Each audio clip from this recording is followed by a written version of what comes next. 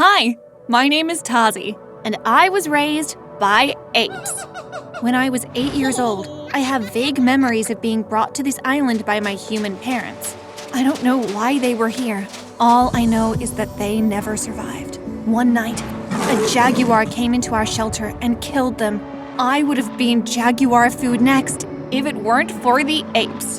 One ape, I call her Ma, suddenly appeared and defeated the jaguar before it could eat me. Ma then found me, just a little girl, all alone, and decided to take me in.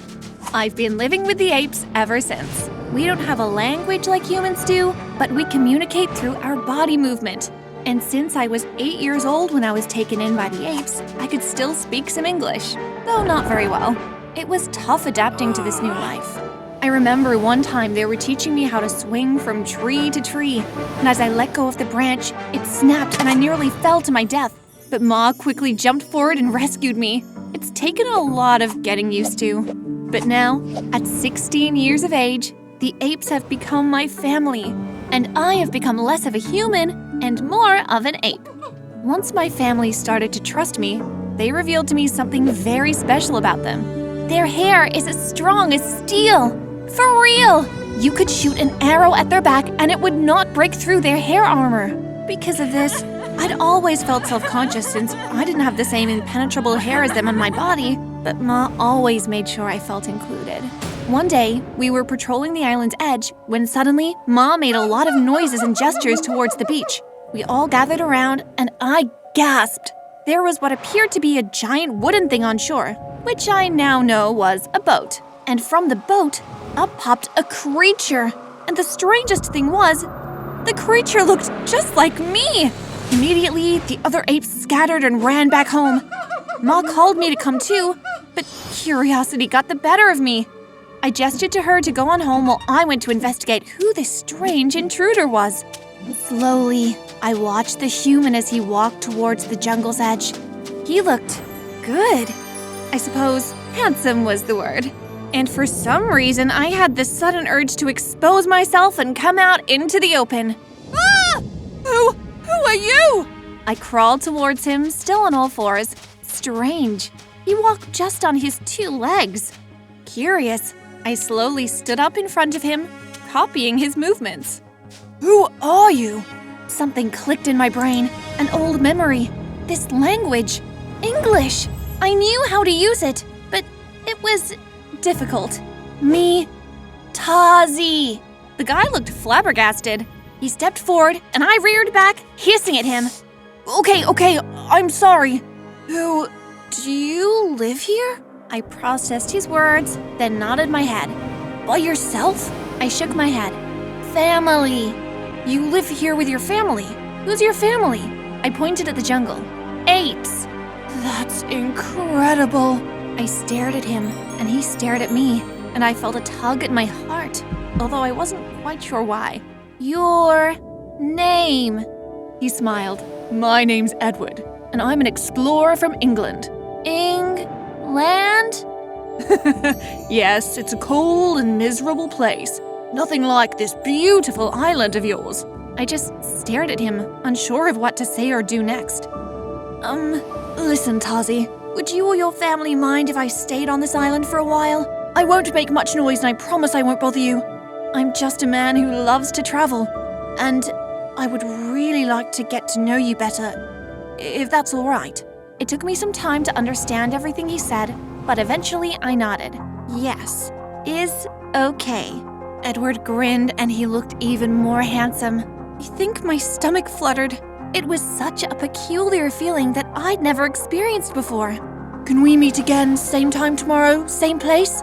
I nodded again, slightly dreamy. Great! It's nice to meet you, Tazi. I just stared at him. What was he doing? Edward seemed to understand, then gently held my hand and placed it in his, then raised it up and down several times, shaking hands. This is what we call a handshake. I stared in shock. It felt so strange, but also familiar? I was so confused, but also excited. As you can tell, I was feeling a lot of emotions at once. The next day, I returned to the same spot at the same time of day, and sure enough, there was Edward.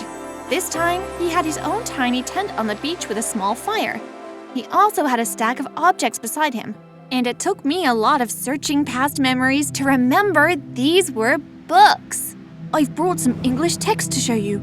If you would like, I could help you improve your English. I smiled. Okay. Thank you. Edward seemed to blush. Why was he blushing? I brushed the thought away and leaned in. Little Jane wanted to go to the market, but Little Jane didn't know which way to go. So Little Jane, it went on and on like that. For hours, Edward helped me learn more English. And by the end of our session, I had improved a lot. It seemed there had been a little vault in my brain where I had locked up my memories of English. But after Edward had helped me out, the vault had opened and now I could speak very well. Thank you, Edward. This has been so much fun. Of course, Tarzy. Anytime. Will you be back again tomorrow? Okay.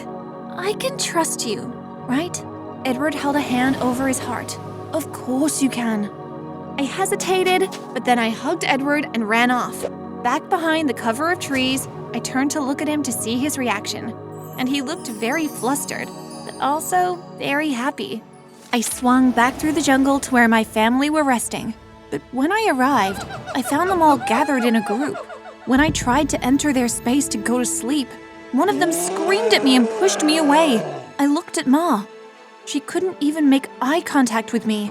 I looked at all of their body language and I knew precisely what they were saying.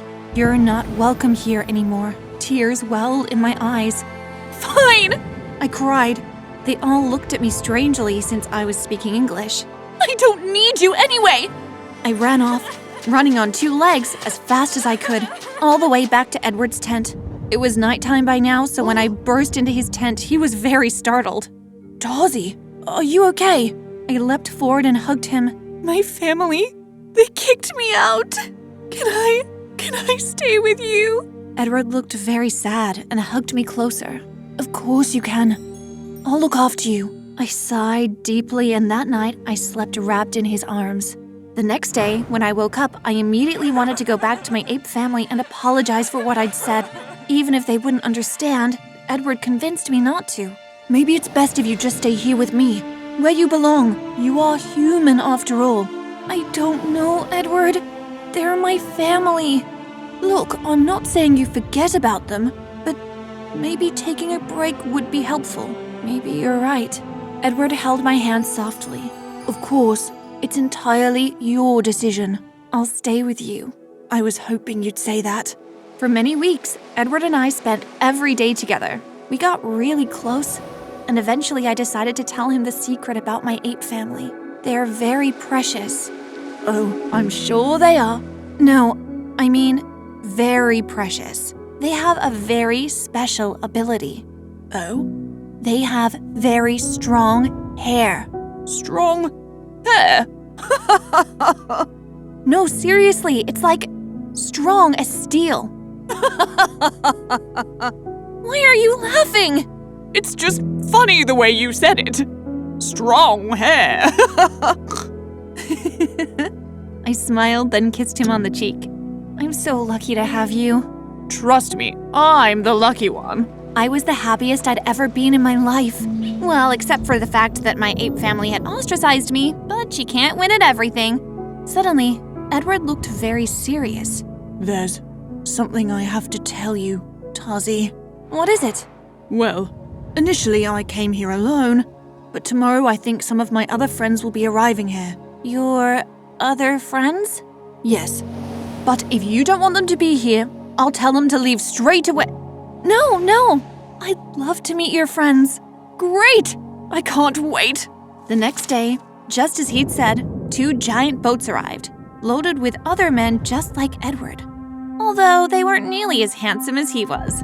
They arrived on shore with loud laughter, stomping along the plants and sand without any regret for the noise they were making. I was a little mad at first, but seeing Edward's happy face made me calm down. Men, meet Tarzy. Boy, she is gorgeous. You were raised by monkeys. Apes. That's mental. Bonkers. I laughed nervously. These men were certainly interesting. I wasn't sure if I quite liked humans. We brought your pretty friend a dress to wear. Yes, something much better than those awful clothes of hers. Men, don't speak to her that way. No, Edward, it's all right. I'll wear the dress. Thank you for your gift. The men smiled, but for some reason their smiles made me uncomfortable. I went to change into the dress, and when I emerged, Edward looked in awe. You're even more beautiful than before. I blushed while the other men whooped and shouted. I did a little twirl. It felt nice. But then, suddenly, the cheerful shouts from the men turned into loud screams from the jungle. Emerging menacingly was my family, the apes. Beasts! Monsters! No, wait, they're not bad, But just as I was defending my family, I watched in horror as my cousin ran out and grabbed a barrel, throwing it and knocking one of the men out. They all erupted in screams. Quick! Grab a weapon! The apes attacked the humans. I knew my family was only doing this because they thought the humans were invading them, but they were wrong. It wasn't like that. Quickly, I ran in between the humans and apes. I went on all fours now, and I gestured at my family to retreat. Ma was there. She looked at me in my dress, a human dress, and she looked shocked. Ma! She backed away and ran off into the jungle. The others followed after her, leaving behind the chaos they had caused. I feel terrible. Because of me, the men's belongings had been destroyed, and some of them had been injured. Later that night, Edward and I were working on my English again in his tent. Edward, I feel terrible about today. Don't be. It's not your fault. But my family, they were doing what they thought was right. I mean, I can understand why they did it. From their point of view, we're invading their land. I'm glad you understand. But still, it's not right what they did. Perhaps. Edward, can I ask you a question? Sure, Tarzy. What is it? How do you tell someone you love them? Well, you do this. Edward lifted his hand and cupped my cheek. I've been thinking a lot about you, and I've realized that I'm in love. I love you, Edward. I love you too. We kissed for the first time, and it was new and wonderful. At that moment, I took back what I believed about humans. They couldn't all be bad, because after all, Edward was human. After we kissed, I left his tent to go sleep in a tree somewhere. When suddenly, I heard noises coming from within the jungle. They were human voices. Curious, I snuck into the jungle, climbed a tree, and headed towards the voices. What I discovered made my mind implode with shock. Edward's friends were all gathered in a circle in hushed voices. We should do it at dawn. Agreed. We'll take the apes and lock them up. We're gonna be rich once we get them back home. Yes! And that stupid little girl has no idea we're about to steal those apes for their special strong hairs. They all broke into obnoxious laughter while I cowered in shame. How dare they? I had to tell Edward immediately. Surely he could talk some sense into his friends. I rushed back as fast as I could and made it back to Edward's tent, waking him up. Edward! Edward! Tarzy, what happened? Your friends, they said they're gonna lock my family up and bring them to England. You have to stop them, Edward. What? Yes! You'll tell them not to, won't you? I expected him to scoop me up in his arms and tell me of course he would. Everything would be all right. But he didn't. Not by any stretch of the imagination. Are you ready? Edward was speaking to someone behind me. I turned to find the other men at the tent's entrance. Yes, boss. Good. Sorry, kid. You were right to live with the apes. Us humans, we're not very good creatures. He jerked his head at the men. Lock her up! What? No! Edward! Edward ignored my screams as the men dragged me into a cage and locked me inside. I pushed desperately, trying to break the bars, but to no avail. How could you do this to me, Edward? It's not personal, Tarzy. Just business. Edward left me behind without another word. I broke down into tears, feeling great agony in my soul. I felt like my heart was literally breaking in two. The next morning when I woke up, my eyes puffy from crying, I cried out in horror to find my family locked up in tiny cages all around the camp. The men, meanwhile, were laughing at the poor, innocent creatures as they tried to break free. But just like me, they were trapped. Edward! Let them go! Edward glanced at me. Please, Edward, I'll do anything. You know, it's a shame, Tarzy. You're so beautiful. You would have made a nice wife. Yes, I will be your wife. I will do as you say. Whatever you want, I will do it. Edward walked closer, intrigued. Just let them go, and I will do as you say. And maybe we can... Just as Edward leaned forward, I reached through the bars and grabbed his collar. I yanked him hard against the cage, knocking him out, then grabbed the keys at his belt. Humans could be so stupid sometimes. Had he really fallen for that trap? I quickly unlocked my cage and stepped out. Finally, freedom! She's out! Tazi's out!